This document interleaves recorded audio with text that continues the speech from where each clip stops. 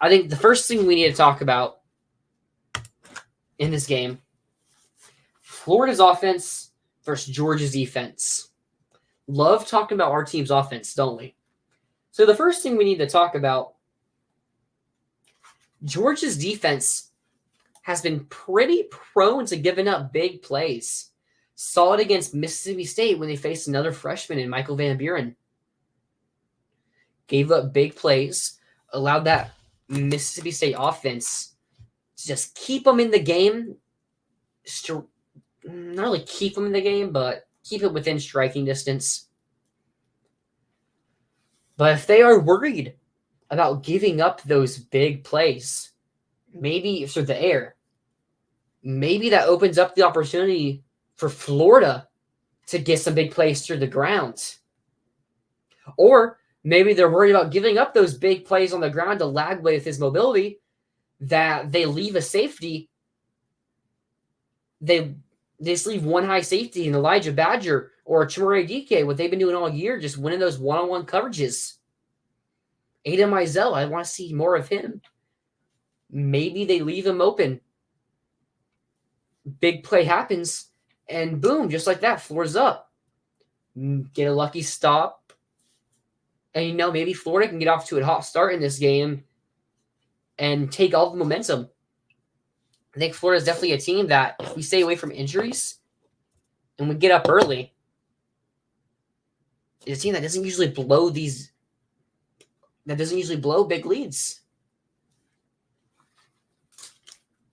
Also, there is one caveat to this, though.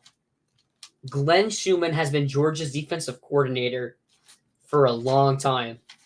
He's the next guy waiting to be like the next trying to be like the next Dan Lanning, just waiting for somebody to give him that big opportunity. So, Lagway.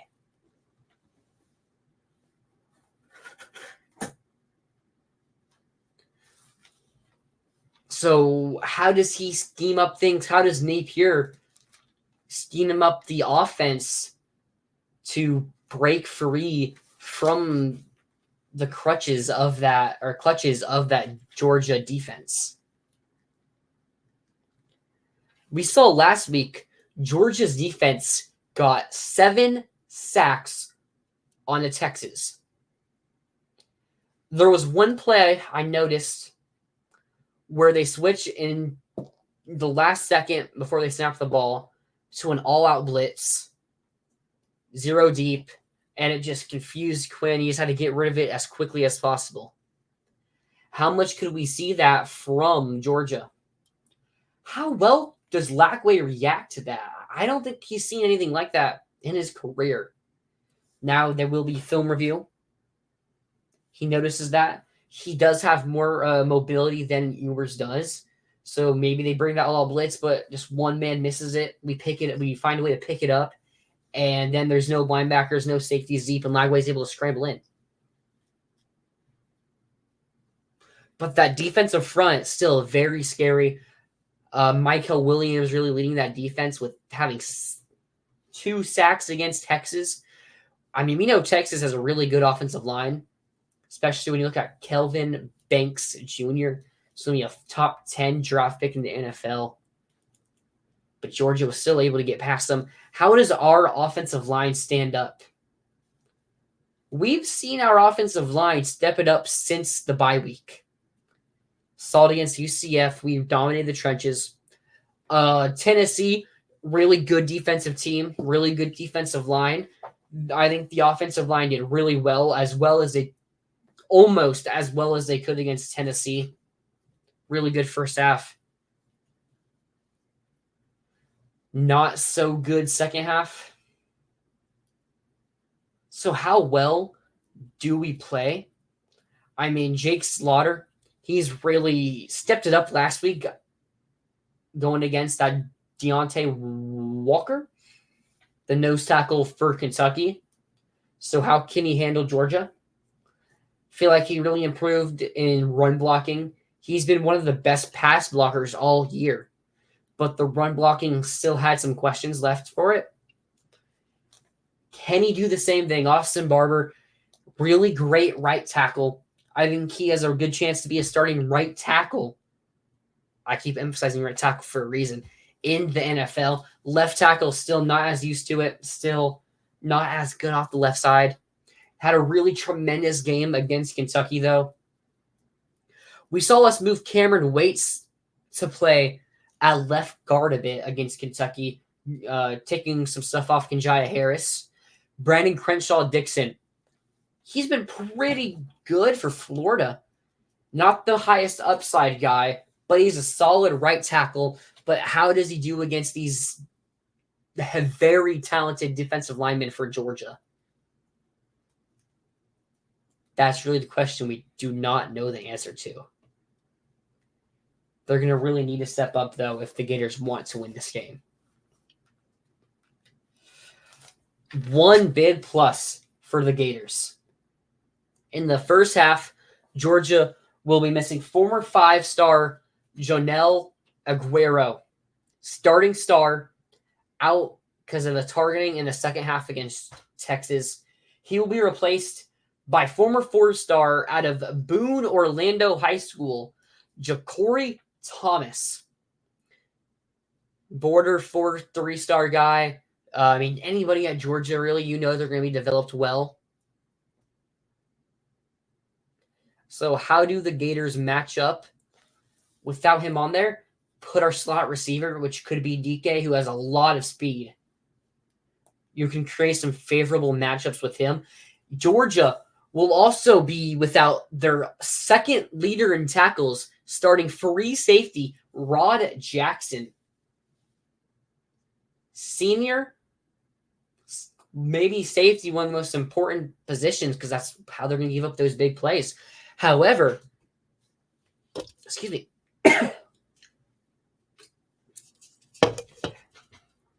However, he is backed up by top 10, I believe, prospect KJ Bolden out of Buford High School.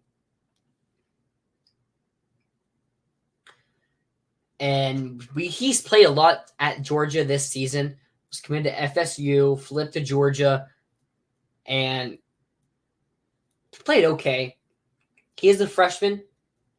He hasn't been as good as like a Malachi Starks was as a freshman for Georgia.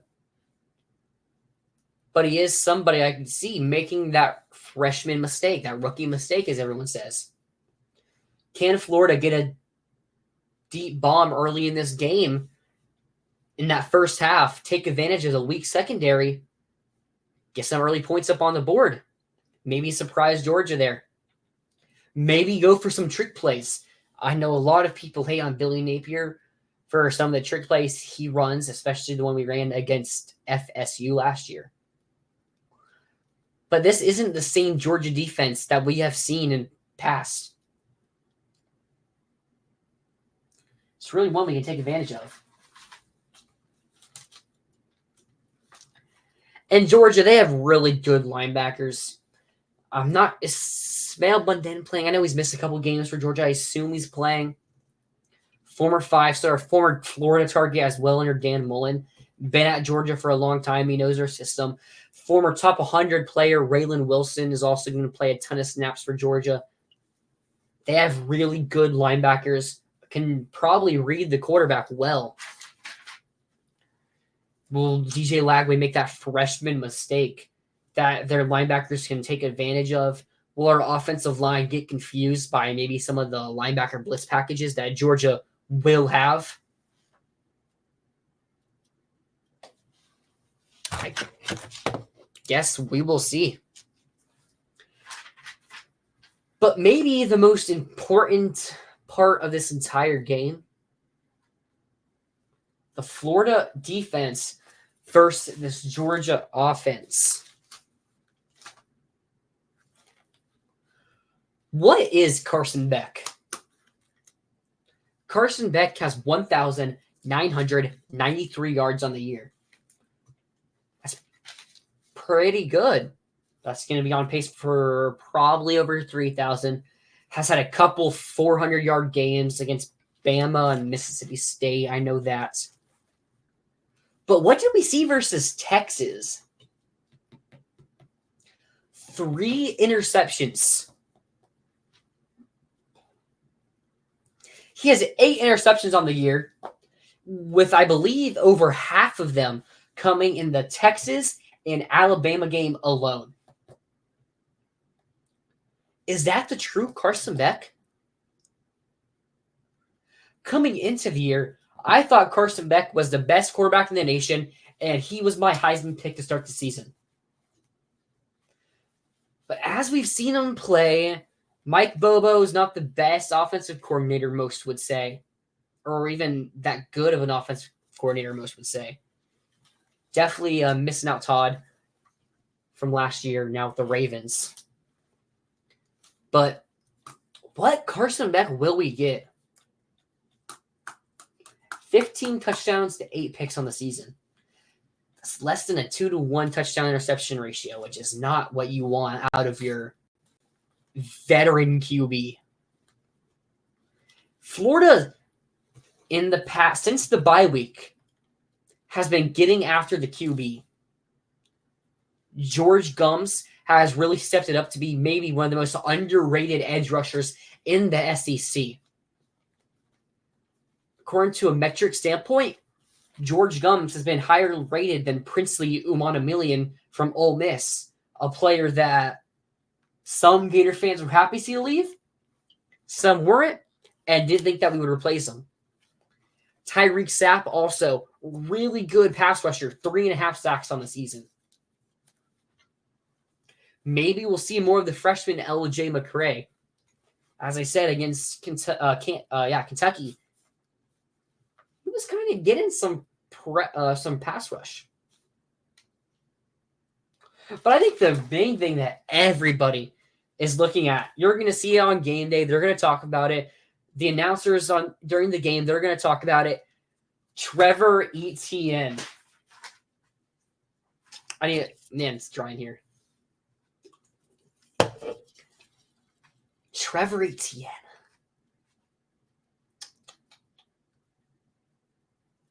How badly does the Gator defense want revenge on him? 2007, Florida versus Georgia. Obviously, 2007 is the year Tim Tebow won the Heisman. Maybe a less known part, unless you're part of this rivalry game. Touchdown, Georgia, their first drive. Knowshon Moreno runs it in. The entire Georgia sideline rushes onto the field. They get a penalty. Sportsmanlike conduct, probably. They get a penalty for it. They go on to win the game. 2008, obviously the year Florida ends up winning the national championship. Georgia isn't as good as they were the previous season, but bad taste in the Gators' mouth coming from that 2007 game. You know who still is their running back for that Georgia team? Knowshon Moreno. What? You have one of the best linebackers in all of college football for the Gators, Brandon Spikes. What does he do? He absolutely lays out Moreno. He starts trash talking to him. He says he's throwing every obscenity in the book at him, laying on top of him, gator crawling on him. Doesn't get flagged for it, luckily. But my goodness, what are we going to see from the team this year? Obviously, Shamar James came in the same class as Etienne did. Shamar touched on it. But yeah, they definitely want revenge, I think. Are they going to be able to get it? I think they can. I think this Georgia offensive line, not as strong as we've seen, still pretty young. How healthy is this Georgia offensive line? I would assume Tate Rutledge is going to play. Big rivalry game like this. But he's probably not going to be at 100%. Cam Jackson and Caleb Banks, two, maybe not the best pass rushers, but really solid run defenders, create the space for a Pup Howard, Shamar James to come in and make that big tackle and really set Florida's play on this game. I think that's going to be the key to get to the game. If we can get in Etienne's head and tell him, man, you should not have left here, we're going to have to own you now. Gators can really set a dominant start to this game. Etienne on the season has 422 yards, 7 touchdowns, 5.1 yards per carry. We all know how good of a running back Trevor Etienne is. He's going to get his chance at the NFL. Not like his brother Travis without the backfield and everything. He's still good out the backfield. Bit more shifty, though, in my opinion, is Trevor. Georgia does seem to not run to him as much as they should, though. Does Etienne call for them to run him? Does he tell his coordinator, like, man, this is my game. Let me put my mark on this rivalry. But if he does that, you know the Gators are going to want that sweet, sweet revenge.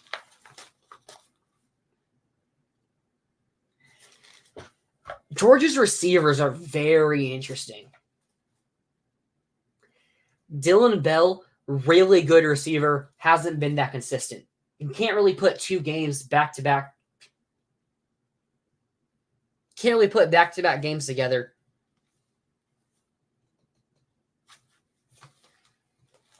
No, what Rob just said right here, man. Oh, let me get my mouse.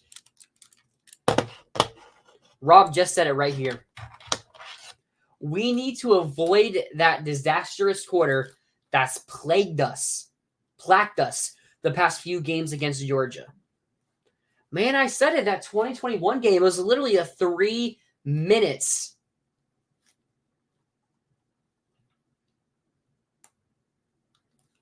But man, we have what I assume, and I'm not a Florida fan, but do you want to lose? I'll answer that right after I make this pick. So what are the keys to success for Florida? What will help Florida win this game? Well, one, I think we need to let DJ Lagway loose. We're not going to beat Georgia by playing Billy ball, by playing it safe and letting Georgia beat themselves. Pause. That's not how it's going to work. We're going to need DJ Lagway to avoid a couple sacks. We're going to need to allow him to get out the pocket, make some creative play calls. That's how Florida can win this game. Then I just said we need to stop the run. If we can stop Etienne, put this game on Beck's shoulders, and get that pass rush, we can really stop Georgia. We saw it against Kentucky. Only 13 points in that game. And we just saw what we did to Kentucky, and our offense did to Kentucky, and our defense did to Kentucky.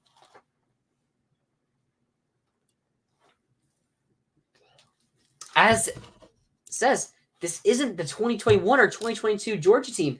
They are beatable. Amen to that, brother. And 3, we have to score touchdowns in the red zone. Saw it against Tennessee. 1 of 4 in the red zone in the first half in general, and that one being a field goal. If we want to beat Georgia, we can't settle for field goals. Can't settle for 4th down, turnover on downs. We need to score touchdowns. Billy, you can't beat yourself against Georgia. Pause again. What do I think the final score is going to be? I hate picking against my team. I've been going over this the past 3 weeks. Talking myself into picking Florida and why the Gators will pull the upset.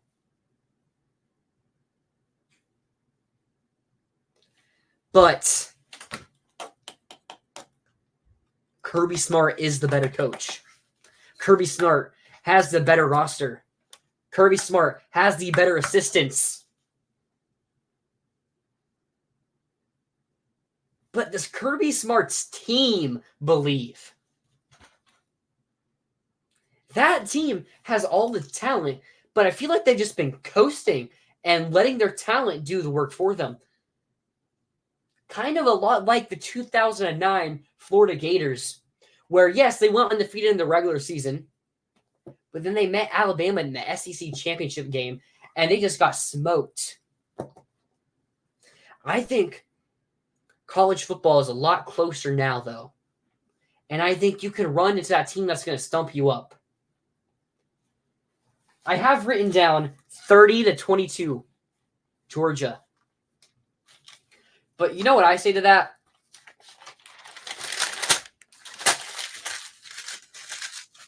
Give me the Gators, baby. I'm going to pick the Gators 33-30. Pull the upset. 16.5 points is the spread right now. We're going to cover that. Give me the over in this game. And Gators are going to pull it out. I believe this team's improvement since the bye week has just been remarkable. The fight this team has for Billy Napier, they're going to come out and play with everything they've got. And I can't say the same for Georgia based off the team we've seen lately.